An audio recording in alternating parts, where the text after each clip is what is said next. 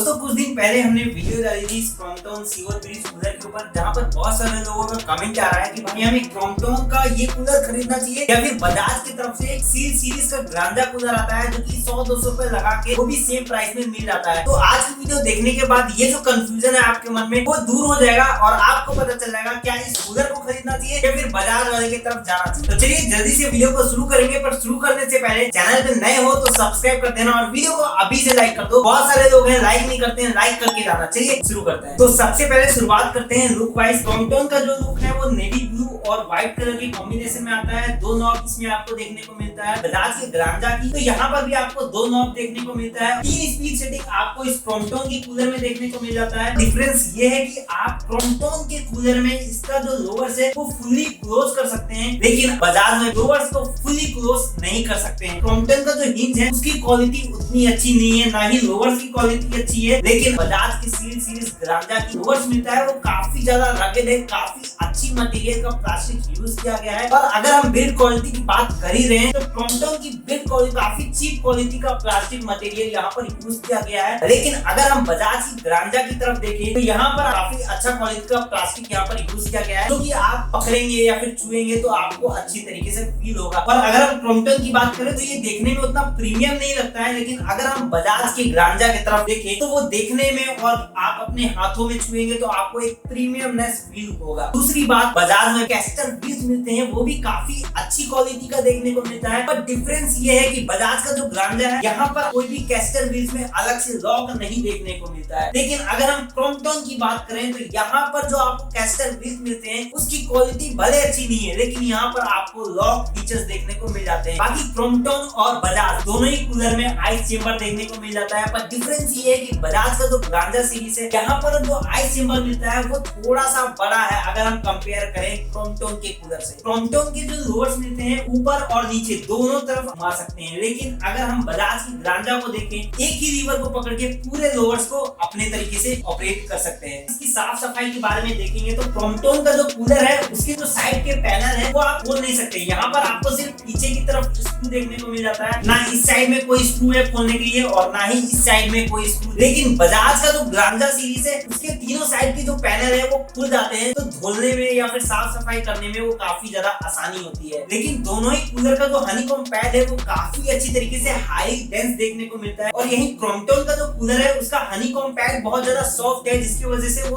कहीं ना कहीं कुछ दिनों के बाद खराब हो जाएगा। लेकिन अगर हम बजाज का ग्रांजा का हनीकॉम्ब पैड देखें तो वो काफी अच्छी क्वालिटी का है और काफी लॉन्ग लास्टिंग यहाँ पर चलने वाला है। अब इन दोनों कूलर को हमने बारी बारी चला के देखा तो यहाँ पर अगर हम नॉइस की बात करें तो जो नॉइस है वो बजाज के कूलर में आपको ज्यादा देखने को मिलता है, क्योंकि बजाज का जो फैन है वहां पर आपको प्लास्टिक की बिल्ड क्वालिटी देखने को मिलता है जो कि 4 ब्लेड फैन के साथ आता है। और अगर हम क्रॉम्पटन की बात करें तो यहाँ पर आपको मेटल का बिल्ड क्वालिटी फैन देखने को मिलता है, जिसकी वजह से साउंड थोड़ा कम करता है और एयर डिलीवरी है वो भी काफी ज्यादा अच्छा मिलता है। बजाज का जो ग्रांजा सीरीज है यहाँ पर आपको 2200 मीटर क्यूबिक पर आवर की स्पीड से एयर डिलीवरी मिलती है, और यहीं पर क्रॉम्पटन की बात करें तो 2000 मीटर क्यूबिक पर आवर की स्पीड से एयर डिलीवरी देखने को मिलती है। तो कहीं ना कहीं क्रॉम्पटन के कूलर में अच्छी एयर डिलीवरी आपको देखने को मिल जाती है। और यहीं पर हमने कूलिंग टेस्ट किया तो कहीं ना कहीं जो बजाज का ग्रांजा सीरीज है यहाँ पर आपको कूलिंग अच्छी देखने को मिलती है। जो आइस चेंबर है वो भी थोड़ा सा बड़ा है, तो कहीं ना कहीं बजाज का जो ग्रांजा सीरीज है वो आगे निकलता हुआ देखने को मिलता है। इसके साथ ही साथ दोनों कूलर को अगर हम चलाते हैं तो कहीं ना कहीं क्रॉम्पटन का जो कूलर है वो 100 वाट का पावर कंज्यूम करता है। अगर हम बजाज की ग्रांजा सीरीज को देखें तो ये सिर्फ 80 वाट का पावर कंज्यूम करता है, जो कि देखा जाए काफी ज्यादा कम है, क्योंकि बहुत सारे कूलर को यूज किया है सब लगभग 100 वाट के आसपास पावर कंज्यूम करता है। हालांकि दोनों का जो मोटर है वो कॉपर वाइंडिंग के साथ आती है, पर अच्छी बात ये है कि बजाज का जो मोटर है वहां पर आपको 3 साल की वारंटी अलग से देखने को मिल जाती है। इसके साथ ही साथ जो बजाज का पंप है वहां पर भी आपको ड्यूरा मरीन पंप मिलता है, जिसके ऊपर 3 साल की वारंटी अलग से देखने को मिल जाती है, और ये सारा चीज आपको